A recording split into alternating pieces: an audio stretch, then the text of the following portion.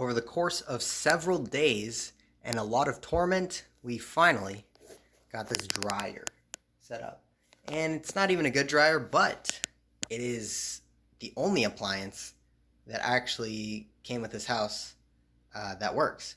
So this is set up. I did have to hook up that vent. I actually had to replace the outer portion. So if you'll see on this side, this is there's two spots, but there's that right there. And basically the outer portion of that, I had to, well, I guess I didn't really have to, but it, a new one, I guess, is possibly more safe. But definitely a dryer duct right here is definitely more safe. Had to hook it up with a clamp and then put it inside that hole there. And then also, well, as you can see, there's some rust on this.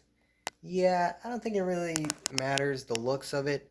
As long as it works, we'll eventually get a better one pretty soon. This will probably be the first appliance I replace out of all the ones I have.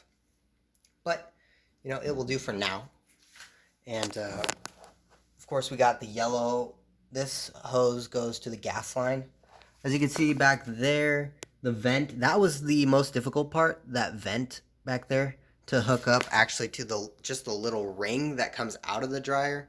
So that took, that was the part that took multiple days. Well, actually, I did do it on the first day within a couple of hours, and I just, messed with it and eventually figured it out. But then I was like, I think this is actually a pretty dirty dryer. So I decided to clean it. And so I got inside, and I got, well, this part I already did. This is something, you definitely want to clean that lint out.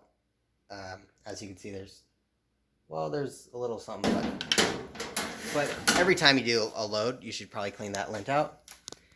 Well, not probably, like a quarter of all fires are because of dryer related problems.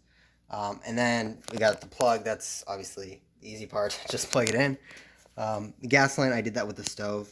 And then I did have to get it balanced. So I have this balance here. Boom, use that. And had to lift up the front just because towards the wall it's higher. So over here it's higher. And the clamp, you can see that maybe right there. That clamp that goes around, well, that one was not difficult because basically the thing just goes in there. And it almost doesn't even need the clamp. But the clamp down at the bottom here, that was the part that was difficult. I did get a wipe and just like clean out all the ducts. Like I said, inside. And then all the little holes on the back here, just a bunch of dust on it. Just clean it off, clean off whatever I could, and clean off the inside part and a little bit of the vent, because I did use or test the dryer before I cleaned it, so I just cleaned a little bit in the vent. And you probably want to clean out these ducts here once a year, and then every time, I would say probably replace them every time you get a new machine.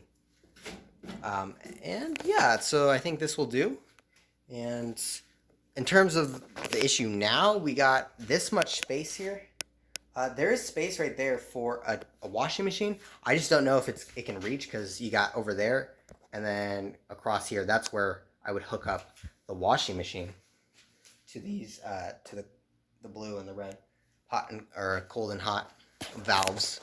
So we'll have to figure that out later. But at least now, in terms of the basement, in terms of what I need to get ready for it, yeah, there's still like stuff laying around. But in terms of for the lower unit, this dryer and then whatever washer I get put down in here and set up, I think that's all I need to do for the basement. I just put in a new light bulb right there. And yeah. So the tenants and I are going to share this machine, or both these machines right here. There are two like setups kind of, but I only found that on this side where I set it up, the gas line was actually more accessible. I don't even know if the gas line on the other side works or not. It doesn't look like there's a spot for me to connect anything to it, so that's why I had to go on that side.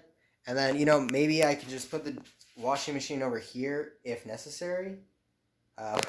We did have some bleach and some fabric softener and detergent here, just from the previous owner.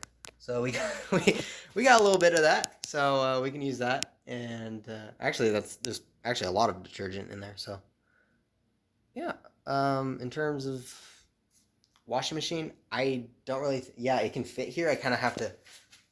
It would have to really be in the way, but whatever I need to do, and I can do it. So washer and dryer, you're gonna use that, every couple of days, every week, whatever.